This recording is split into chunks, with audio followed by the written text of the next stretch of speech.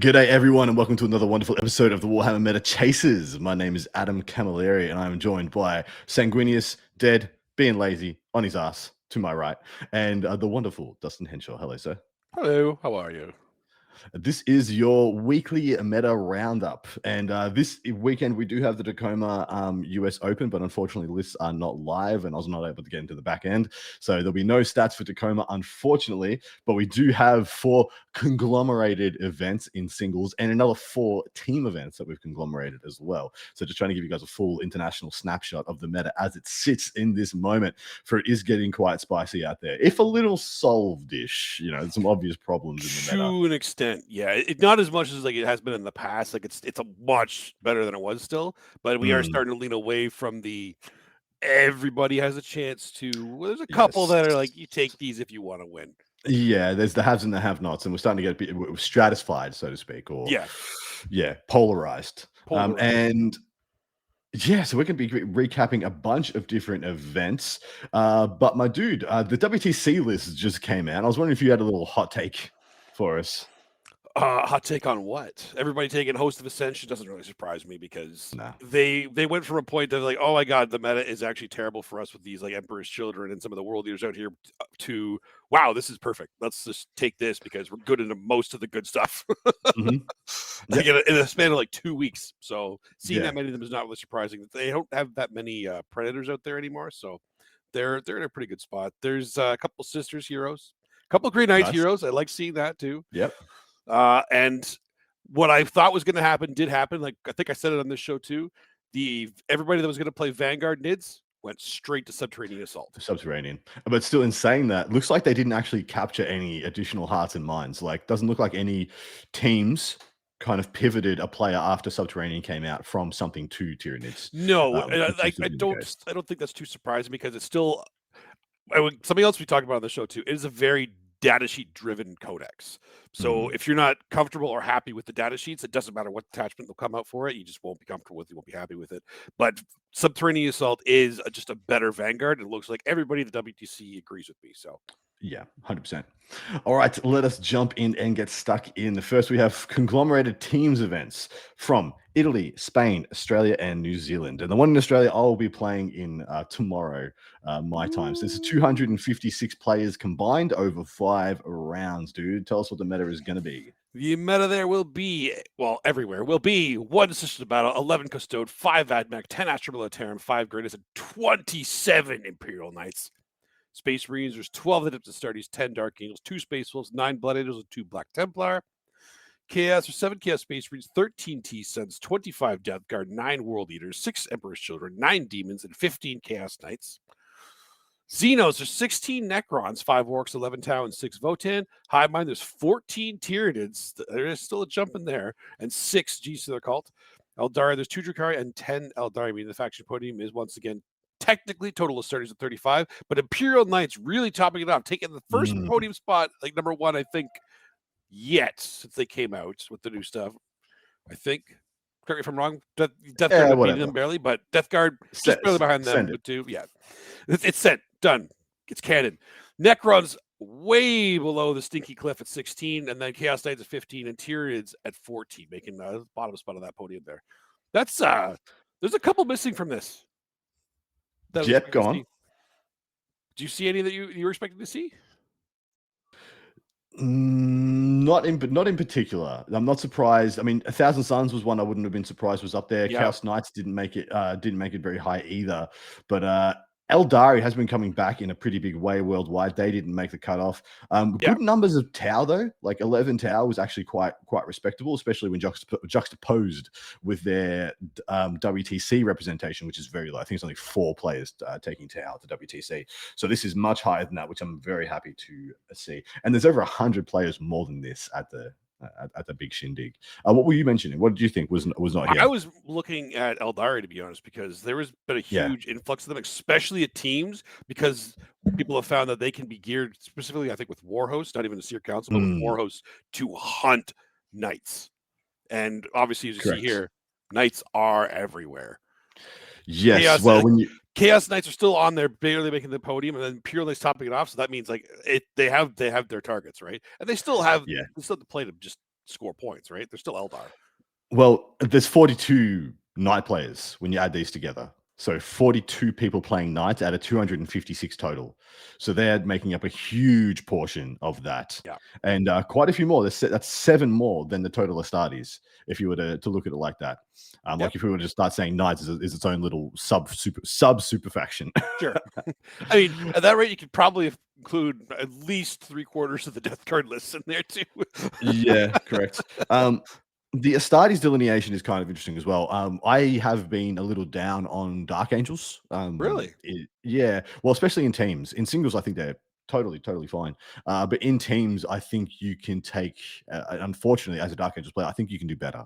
Mostly because I don't think Dark Angels push a differential. They hold the differential, as in like you just get to the objectives and you hold them, which is not the same thing. It's not anywhere near as a secure performance as many others, and you can play so much more proactively by playing Blood Angels or Ultramarines and or Space Wolves at the moment. So it is surprising to see people back in the old First Legion, my favorite boys, but I'm a little bit down on them in teams personally. Like if I was playing in teams at the moment, and I was playing Marines, it wouldn't be Dark Angels, unfortunately. Space Wolves?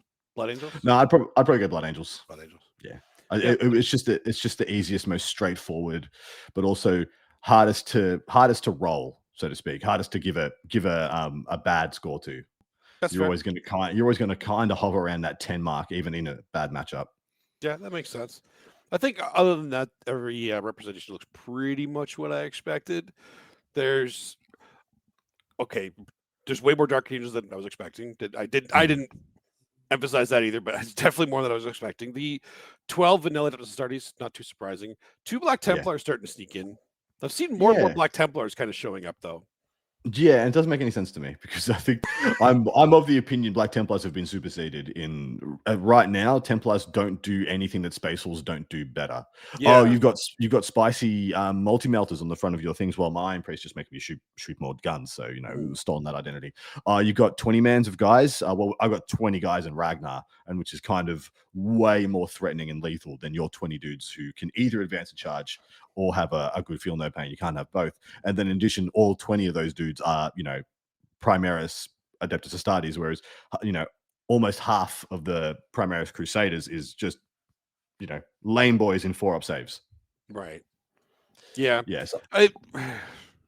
Also, head takers versus sword brethren, like head takers actually win, with the exception that sword brethren can go to 10 mans. But then you're paying a bunch more points for the privilege. Yeah, that's true. Not as many Astral Military as I expected to be honest. I feel like time is on the drop worldwide, it seems. Even at the WTC, there wasn't really significant Astral Military numbers. Votan was another one I see a little low as well. But yep. Whereas Custodes is a little high here. 11 Custody players, is a little high for teams in my estimation. So good for them. Hopefully they're finding some awesome stuff to do. I do like the idea of like taking Virulent Vectorum, Death Guard, and Custodes in the same lineup. That feels good to me. One of you guys is just going to find yourselves against an opponent that just doesn't have the tools to handle your profiles. That's true. But then if you are more than likely they're going to try and stop the Death Guard rather than stopping the Custodes. Then does the Custodes put up a big score? Who knows? Yeah, because the other way around, the Death Guard is going to put up a good score. Of course. All right. Anything else here of a note to you, my man? Nothing that jumps out. Nope. I think we talked about most of it. All right, easy done. Over to our singles. This is going to be a shorter show, guys. We are scrambling. I was scrambling a little today. I had to do this. I had to get this all done between my day job because I've been pretty under the weather most of the week. Oh, we're not picking winners, Adam. We're not picking winners. Oh, yeah. I guess we are. Paul's picking Blood Angels. Yeah, he's got Blood Angels. He's got good representation there. You can pick first, brother. I mean, I have to go Imperial Knights and teams. Yeah, I'm going to go Chaos Knights and teams. Yeah. Although Death Guard would have been a solid pick as well. Yeah, Death Guard was the other good choice. I'm picking Chaos Knights because that's what I'm playing this weekend. So I feel like he's calling his own shot. All right. No, I feel like I'd be a bit of a dickhead if I go. Anyway, now we have 4 singles events conglomerated from Mexico, the United States, England, and Australia. 240 players in totality across 5 rounds. My man, break it down. We have in the Imperial Super Faction, there are 7 Sisters of Battle, 14 Custodes, 4 Admech, 8 Astra Militarum, a single Grey Knight over all the events, 14 Imperial Knights, Space Marines, there's 13 Adepts Astartes, 6 Dark Angels, 7 Space Wolves, 9 Blood Angels, 1 Black Templar, 4 Death Watch again. Huh? What? Yeah, don't understand. Don't understand that one. Okay. All right. Hey, Black Templar and then Death Watch in here. But this is worldwide, so who knows? Metas are different all over the world. Chaos is 8 Chaos Space Marines, 10 T-Suns, 21 Death Guard, 9 World Eaters, a single Emperor's Children, 8 Demons, 10 Chaos Knights. Xenos, there's 8 Necrons, 5 Orcs, 6 Tau, and 3 Votan. Hive Mind, there's 5 Tyranids and 5 Genes to the cult. Ooh, they tied the Nids. Parody. Okay, I like that. Eldari, there's 2 Drukhari and 3 Eldari. Wow. Which means the faction podium is Death Guard, topping it all off at 21, and then the Stank Cliff to Custodes and Imperial Knights at 14, Astartes at 13, then Thousand Sons of Chaos at 10, World Eaters and Blood Angels right behind them with a 9. Custodes taking second place in this conglomeration. That's wild. What is going on? Do not comprehend what is happening. Not compute. What? Yeah, I'm happy for him. Oh, that's great, but wow. I just don't get it. Has there been some tech discovered in the Custodes that now we know how to fight all the new stuff? Like sometimes maybe it just takes a little bit. Like, we actually do have the tools to fight everything in the meta, so we can do that. Let's just do that. And you know what? It could be. It could absolutely be the case that they've or they've got enough reps into the big bads that they're feeling a lot more. Yeah, reps sometimes is all it takes too. Yeah, exactly right. I'm actually going to have a quick look at a couple of Custodes lists while we riff off and just see if I can find anything of overt interest that may have. Is anything crazy? Are they like different attachments we haven't seen before? Are they all just solar? Are they starting to bring out the Dread Knights again? Dread Knights, wow. Dreadnoughts. Yeah. I know there's not many Dread Knights. There's at most 6 from that one player. I'm totally down with the Dreadnoughts coming back. I think Solar Spearhead might be the better way to go. I still really like it, but the only problem with that right now is because Knights are so big in the meta and Death Guard or Mech is so big in the meta that it's like, all right, we're already geared towards fighting that. Yeah. So to be honest, actually, the elite style of Custodes with just 4 invul and like 4 wound bodies might actually be really efficient for this meta. So it is a wild scene to see Custodes in such numbers because there's 3 states of the meta. Yeah. You can be the meta, as in you can play what is best in the game at the moment. You can play into the meta, as in like play directly what counters the things that are good right now, or you can play the things that counter them. As in like, and so this is why so Eldari at WTC was taken in great numbers because it is a not bad counter to Knights and Death Guard. It plays a relatively stable game versus all of them with upside. But because that was unpredicted and unprecedented, we did see a drop off in Emperor's Children. Now, people were on the money and could have predicted that half the field of WTC was going to take Eldar, then Emperor's Children would still have been a strong pick, if that makes sense, because that's the full cycle. Emperor's Children have a rough game into Knights, so you don't take Emperor's Children. But people take Eldari to have a good game into Knights. Emperor's Children unlocked itself again because now it has just as many good matchups as bad matchups, and you get the good old beautiful triangle of the meta. So far, looking at these guys, I only see Lions of the Emperor so far. Yeah, that makes sense. Like that's exactly what I'm talking about with the just multiple bodies, right? Yeah, just more lions everywhere. Yeah, maybe that's it. It's just relying on you don't have enough shooting that can get through, and I will pass enough of my 4-ups that I'll be able to score you. Yep. We got a shield host. Finally came across a shield host. There we go. That's something. But yeah, still. I'm hoping it's just people who figured it out. They've just figured out a play pattern that results in some success. Okay, well, keep an eye on the win rate this weekend. We'll see what they come up with. Maybe they've solved it, or maybe there's just a lot of Custodes hard players right there. Exactly right. But suffice to say, like over the totality of the world, like it's just, my God, is it stinky out there? Death Guard is so absolutely everywhere, and it's just so interesting that in teams they had less representation than in singles. Whereas I think in teams they're one of the best team armies in the game. But I guess there's only so many people that you can find with armies. Well, yeah, but at the same time too, at a certain point, if everybody's taking Death Guard, everybody's gonna be ready for Death Guard, right? Yep. But that's the True. argument that we were at. Well, the argument and like what we were talking about, I think last week even, that sure you're going to have some answers to them, but are they reliable answers? And are they really answers, Death Guard, or just you won't run me over answers? Yeah, that's fair. I was interested in that the Astartes numbers here. The vanilla Astartes made the podium. You just got to GW has to nerf it more, I think. Just keep going. Just keep going. Who wants to play Gilliman? Blah. But yeah, nothing has changed. They attempted to nerf the Gilliman Calgar package, and I still see Gilliman and Calgar. It's almost like Calgar has the best data, has like the second best data sheet or equal best data sheet in the game, because it does not matter that he doesn't give you a freaking CP anymore. No. He's still good enough to take with advance and charge, fall back and charge, all the other jink and jank and the 2 extra idiots he brings. Wild. Who could have thought that printing such a thing would be problematic? Yeah. Nobody. And finally, in saying that, do you know who I think is the single best data sheet? Like, not taking points into account. Do you know who I think is the single best data sheet in the game? So not point for point, just the single best data sheet. Yeah, just the best printed rules on a unit. Oh, okay. I'm curious. I don't know. Chat, you have any guesses?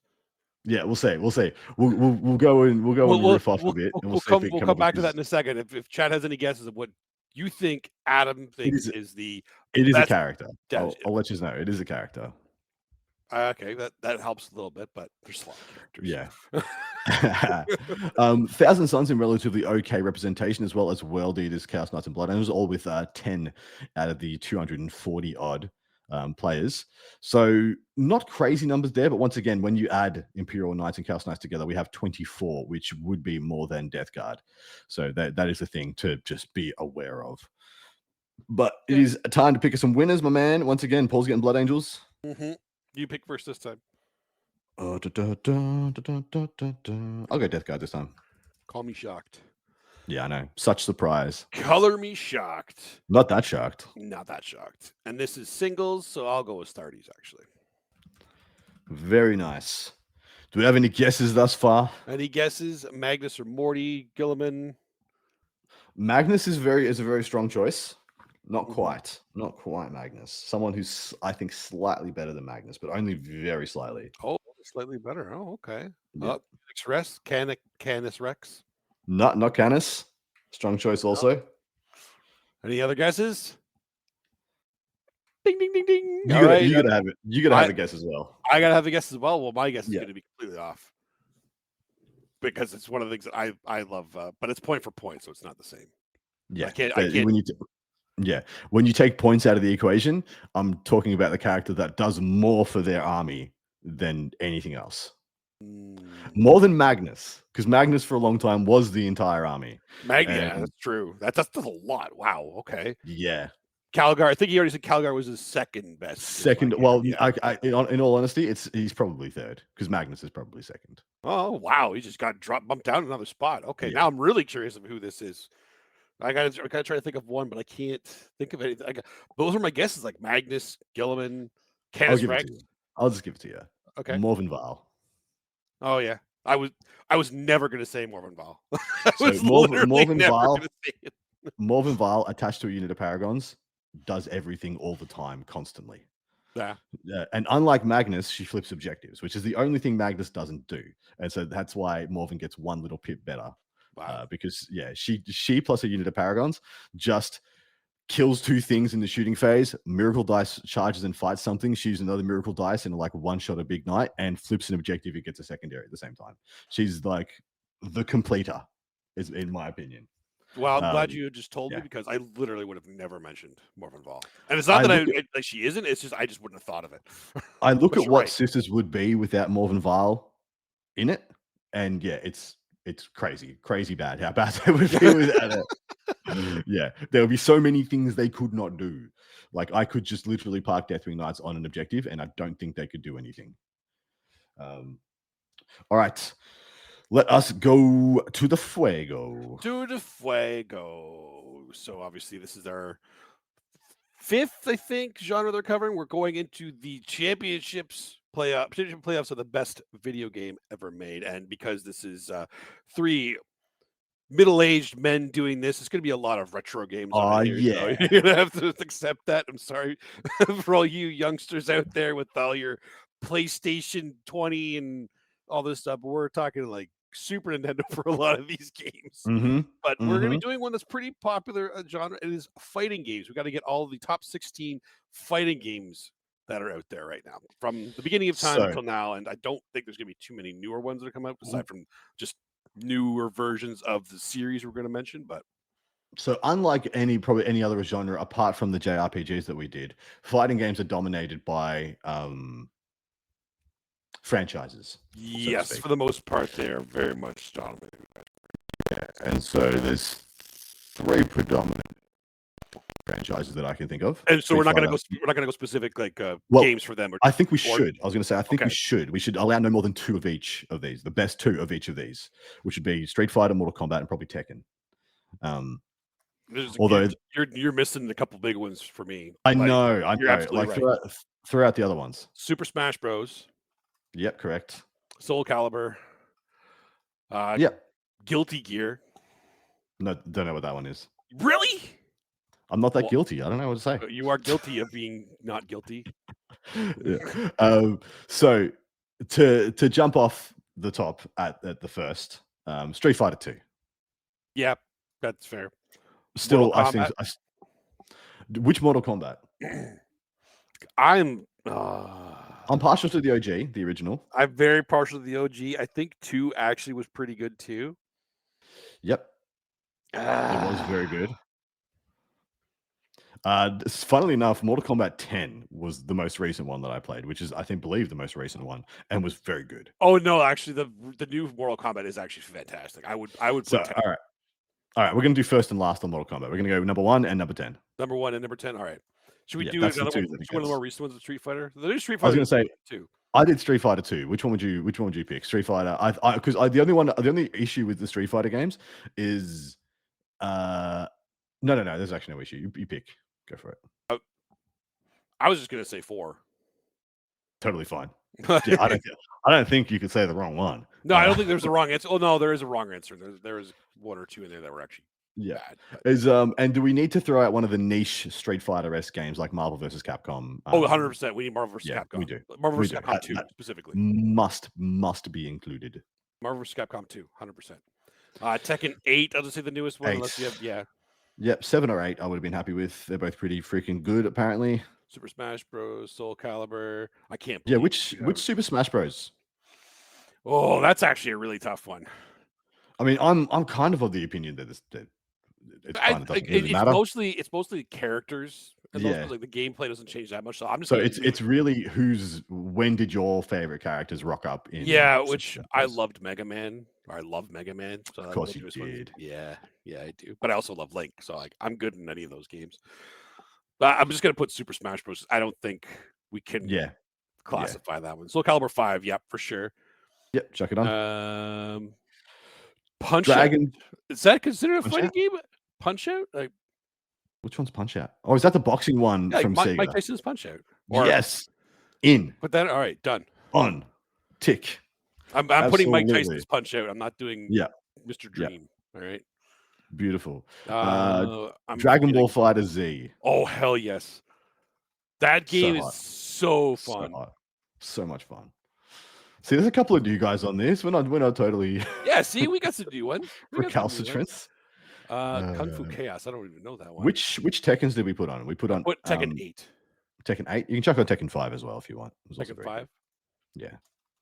Tekken 5. These must be some of the ones that we'll take away if we get too many, which we'll probably get there pretty soon because I still got more. Yeah. You chucked Soul Calibur up. I can't. Yeah, Soul Calibur 5's on there specifically. Samurai Showdown. Sure. Yep. You played that? You can do Bushido Blade, which is Bushido Blade. Yeah. And for any of you listening to this that don't know these games, play them. Go back and play them. Go have some fun. Have some fun. Bushido Blade especially. That game is so much fun. You play that with your friends? Oh, King of Fighters. Friends. King of Fighters. Yeah, King of Fighters. There is a lot of King of Fighter games, and I don't know diddly squat about the differences. I feel like there's a Virtual Fighter. Yes, Virtual Fighter, 100%. Yes, Virtual Fighter. I'll just put 5 because that's the most recent one, and that's they've gotten better with each one. So, did you play Dead or Alive? I did. Yeah. But I mean, it definitely deserves a spot. Yeah, chuck on number 4. That was my favorite. Number 4, okay. What are we at? 1, 2, 3, 4, 5, 6, 7, 8, 9, 10, 11, 12, 13, 14, 15, 16. Wow, we did it. We're done. Cool. Great show, everybody. See you later. We're out. And we're out. I think that's pretty much. If we get enough different genre, so if we get enough other games thrown out, like by the Patreon group and stuff like that, we'll cut some of the duplicates. We'll cut some of the, the franchised duplicates, and we'll just try. I can't think of many other. It's so weird. Just like sport games, I guess fighting games are dominated by franchises. Yeah, which can't really games will be a lot of us like which is the best golf, hockey, FIFA, racing, and then wrestling will be thrown in there too. Like all the Forza, the Gran Turismo. We throw all those on there, and then that'll just be real. Like we don't even need to do that category because it has no chance of winning. It sounds awful, mate. There's no chance of winning. Never have I ever been like, oh boy, I can't wait to get the new X sport game. Like, there are a lot of people that do though. They just. I don't understand people who go and buy the new FIFA every year. I'm like, obviously Madden would win, or it would be the golf game from The Simpsons, whichever one that is. You just love that putting challenge. I can't remember the golfer's name now. Me either, but that would win just because I would meme out on that. 10 respect points to anybody in chat who can name off that the game's name in The Simpsons without looking it up. Such putting challenge. Yeah, yeah, that would win the sports section. John Carvello. That's obviously. You could have said any name. I would have just said. Yeah, that sounds right. Don Carvello, is that it? Something like that. I can't remember. But yeah, there we go. We have our fighting games in here too. So we've got fighting games, real-time strategy, platformers, RPGs, and JRPGs all done. We're getting there. How many? What have we got left? Sandbox, turn-based strategy, third-person shooter, first-person shooter, survival horror, puzzle, racing sports, action adventure, arcade, and simulation. Oh, we have a lot. Okay. Yeah. Enjoy. Is it Lee Carvello? Maybe it's Lee Carvello. Carvello doesn't ring a bell. Yeah, Caddyshack's the best golf game, obviously. No, definitely. Wait, that's a golf. They have a golf game for Caddyshack. Is that a thing? I mean, maybe. I don't know. I should own that if that's a thing. Right, I'm gonna Google that. We'll say someone just wasted some of my time. Yeah. Okay. So, our card demo derby games more fighting games. I think they're still sports games. Maybe arcade. There is a Caddyshack video game. Really? Yeah. Okay. Sports comedy film. Lee Trevino? Are you just throwing? I think everybody's just throwing out names now. Now I have to look it up because now. Okay. No, it's a board game. I think Caddyshack is a name for a slots game. Lee Carvello's. Yeah, I had it. Yeah, Lee Carvello. I got it. Lee Carvello. Obviously. You guys don't know who that is? I have no idea who that is. I have no idea who that is. I'm sorry, Mr. Carvello. Putting challenge. It's a putting challenge. That's right. Yeah, that's what I said. It's putting challenge. Someone's putting challenge. Yeah. Anyway, on that note, we are done with this shorter version of the Warhammer Meta Chasers. It was a little bit of a scramble for me to get the show done this week, and without Paul. So I do apologize if you were expecting a little bit of a longer journey, but unfortunately, Paul's dead. He's over there. Yeah, his corpse is right there. Whoops, yep. Over there. Horace killed him. And he'll be haunting your dreams. But Magnus did nothing wrong. No, but he's second best still. Second best. On that note, we are out of here. Love you all. Thank you so much for the incredible support. Shout out to everybody in chat who is hanging out, talking crap. We appreciate you. And Dusty, have a wonderful evening, mate. You too. Everybody enjoy yourselves, and we'll see you next week.